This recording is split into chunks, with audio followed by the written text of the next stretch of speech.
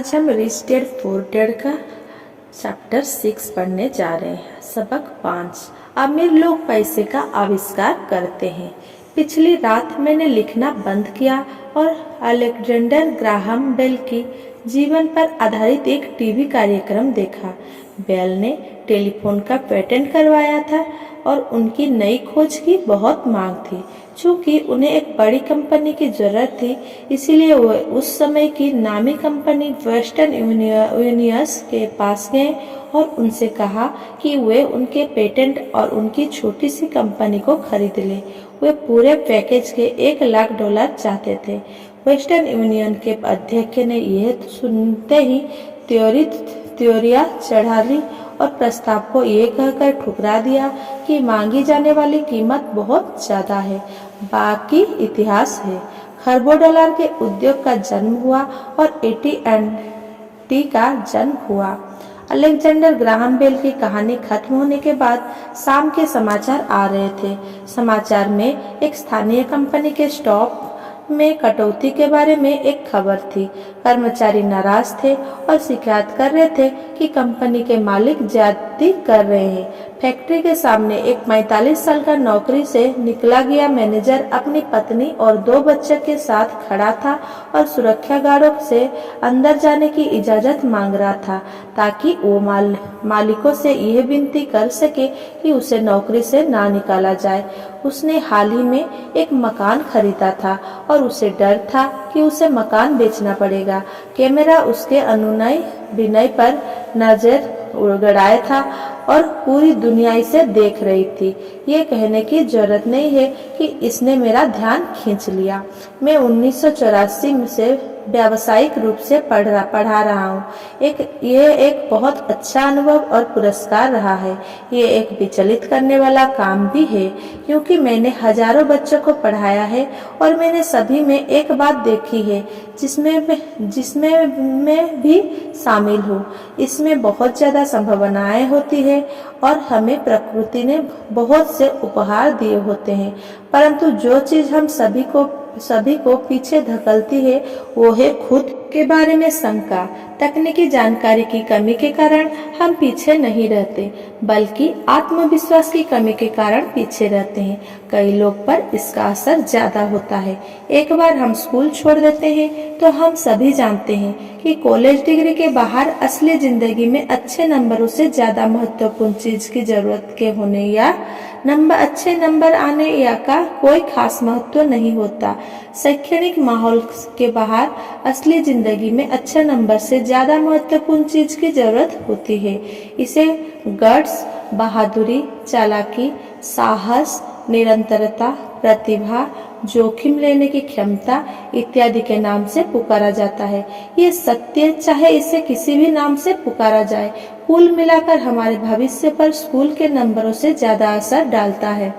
हम सभी के भीतर एक बहादुर, प्रतिभाशाली और जोखिम लेने वाला चरित्र मौजूद होता है, परंतु हम सभी के भीतर चरित्र का एक दूसरा पहलू भी होता है जो अपने घुटने टेक कर जरूरत पड़ने पर भीख भी मांग सकता है।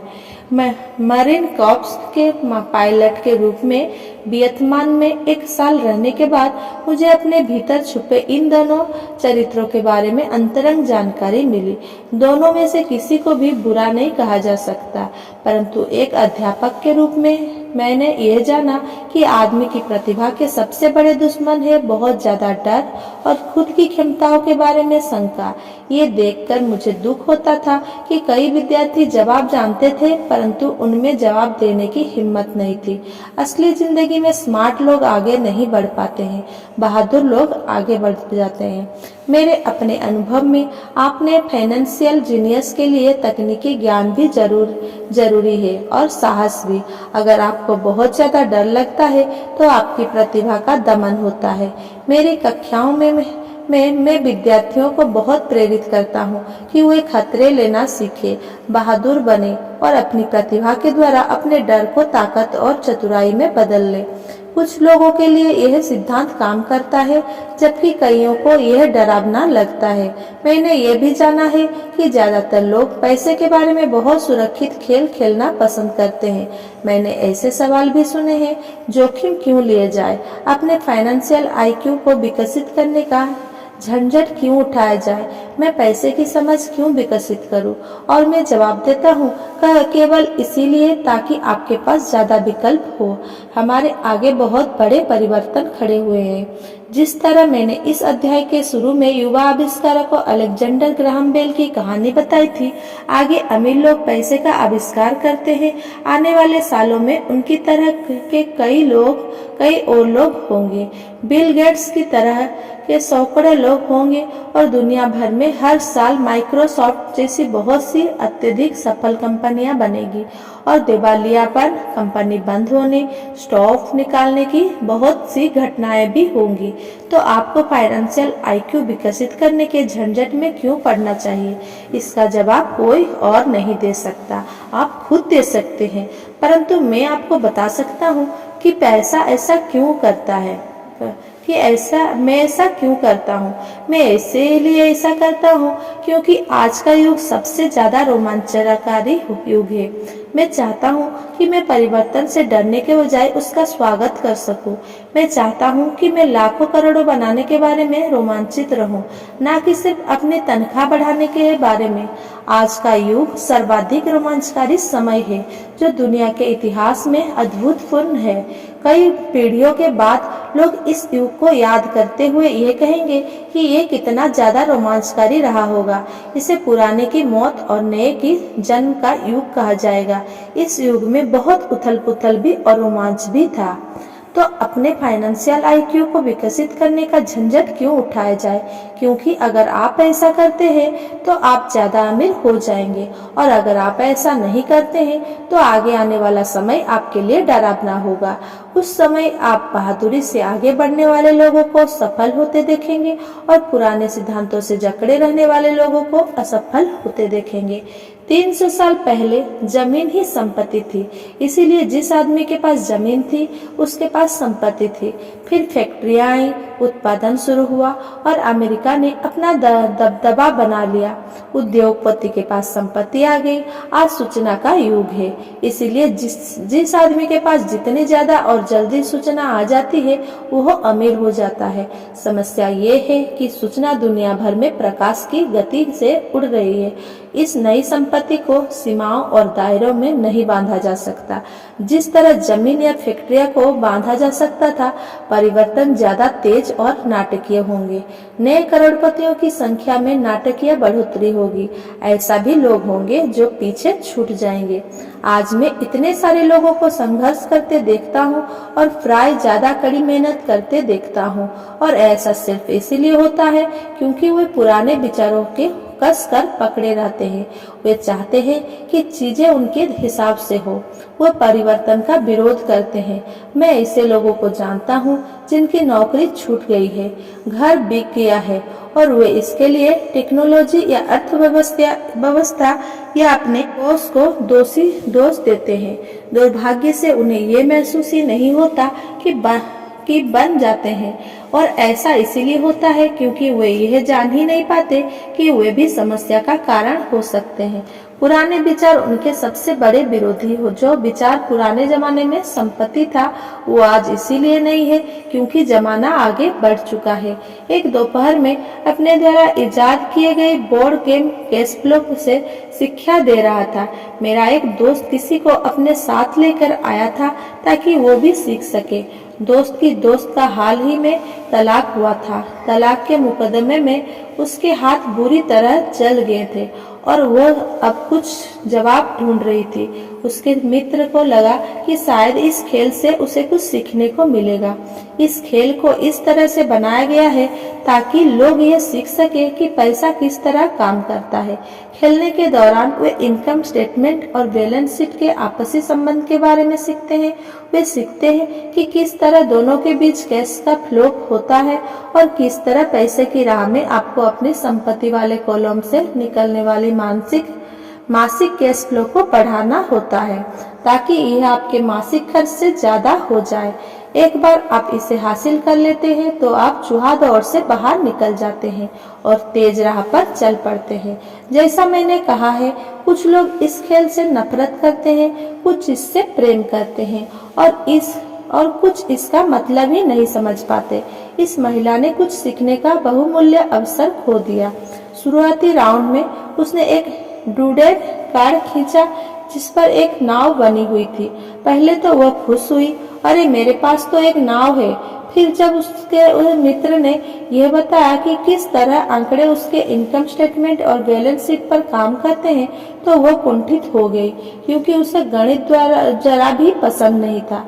बाकी के खिलाड़ियों ने शांतिपूर्वक इंतजार किया जब उसका दोस्त इनकम स्टेटमेंट, बैलेंस शीट और मासिक कैश फ्लो के बारे में उसे समझाता रहा।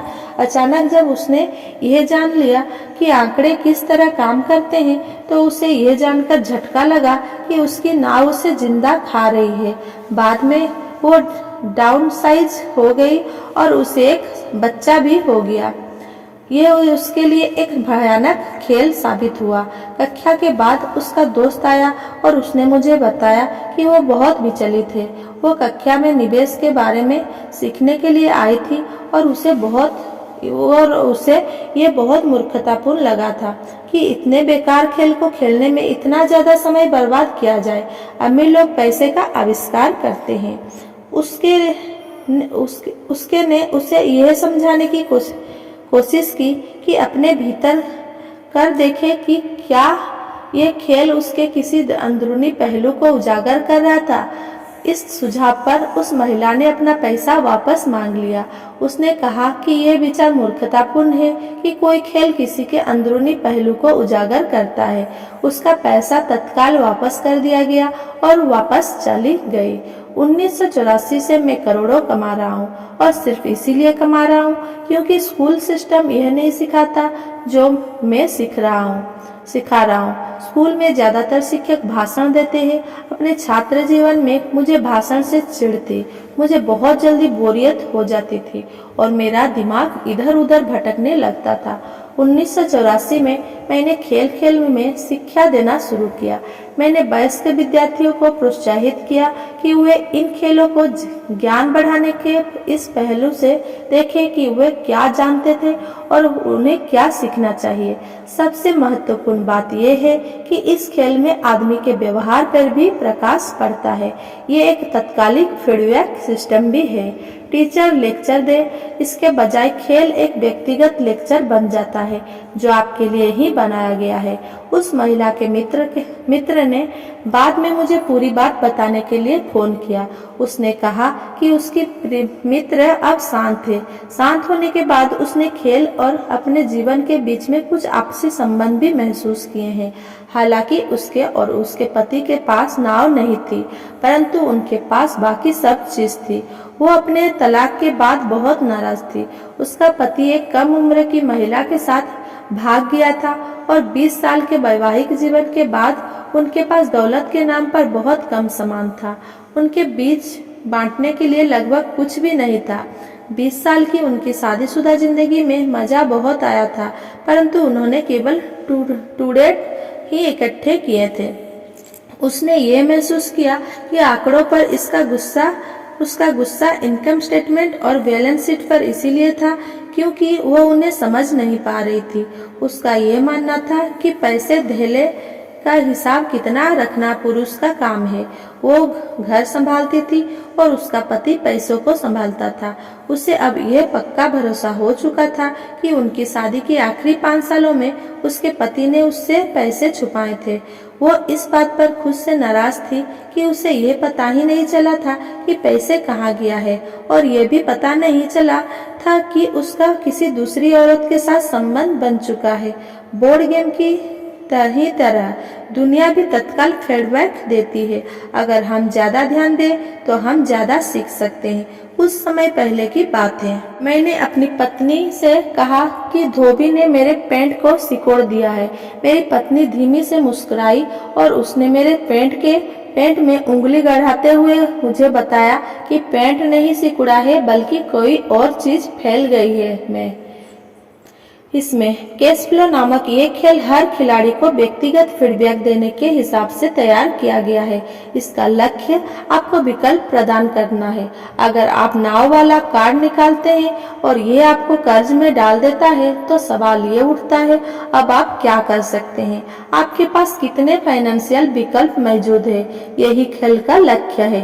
खिलाड़ियों को सोचना सीखना ताकि वे नए और बहुत से फाइनेंशियल विकल्प बना सके।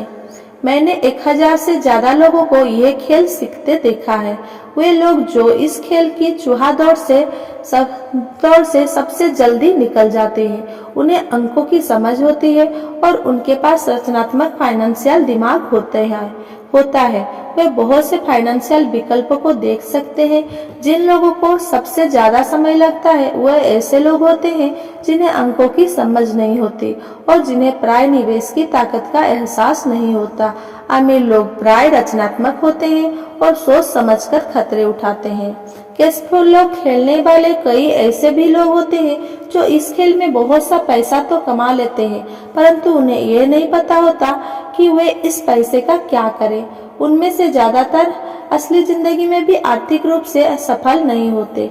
हर कोई उनसे आगे निकल जाता है इस तथ्य के बावजूद कि उनके पास पैसा होता है, और यही असली जिंदगी में भी होता है। ऐसे बहुत से लोग हैं जिनके पास बहुत सा पैसा होता है और फिर भी वे आर्थिक रूप से आगे नहीं बढ़ पाते। अपने विकल्पों को सीमित कर लेना पुराने विचारों से चिपके रहने की ही तरह है। हाई स्कूल के समय का मेरा एक दोस्त अभी 3 नौकरियां कर रहा है। 20 साल पहले वो मेरे सभी सहपाठियों में सबसे अमीर हुआ करता था। जब स्थानीय शुगर प्लांट बंद हुआ तो वो जिस कंपनी के लिए काम करता था वो भी बंद हो गई। उसके दिमाग में केवल एक विकल्प था और वह पुराना विकल्प था, कड़ी मेहनत करो। समस्या ये थी कि उसे कोई बराबरी की नौकरी नहीं मिल पाई जो पुरानी कंपनी में उसकी वरिष्ठता को माने। इसका परिणाम ये हुआ कि वो अभी जो काम कर रहा है वह उसकी योग्यता के बहुत नीचे काम कर रहा है और इसीलिए उसकी तनख्वाह कम है।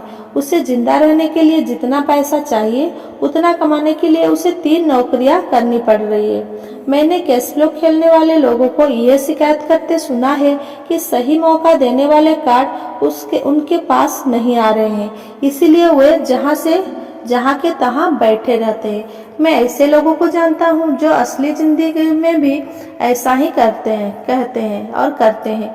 मैं बैठकर सही मौके के आने का इंतजार करते हैं। मैंने लोगों को सही मौके वाले कार्ड का इंतजार करते देखा है और फिर उनके पास पर्याप्त पैसा नहीं होता, फिर वे यह शिकायत करते हैं कि अगर वे वही बैठे रहते हैं। मैं असली जिंदगी में भी ऐसे लोगों को जानता हूँ जो यही करते हैं। वे महान अवसर देखते हैं परंतु उनके पास पैसा नहीं होता, और मैं देखता हूँ कि लोग एक महान अवसर वाले कार्ड को खींचते हैं, उसे जोर से पढ़ते हैं और उन्हें यह पता ही नहीं होता कि यह एक महान अवसर है। उनके पास पैसा भी होता है, समय भी सही रहता है, कार्ड भी होता है, परंतु वे अवसर को नहीं देख पाते। वे ये देखने में असफल हो जाते हैं कि चौहादौड़ से बच निकलने के लिए यह किस तरह उनकी फाइनेंशियल योजना में फिट होता है। और मेरी राय में इस तरह के लोग दूसरे सभी तरह के लोगों से ज्यादा संख्या में होते हैं। ज्यादातर लोग को जिंदगी में एक बार मिलने वाला सुनहरा अवसर उनके सामने पड़ा हुआ मिलता है, परंतु वो उसे नहीं देख पाते। 1 साल बाद उन्हें इसका पता चलता है जब बाकी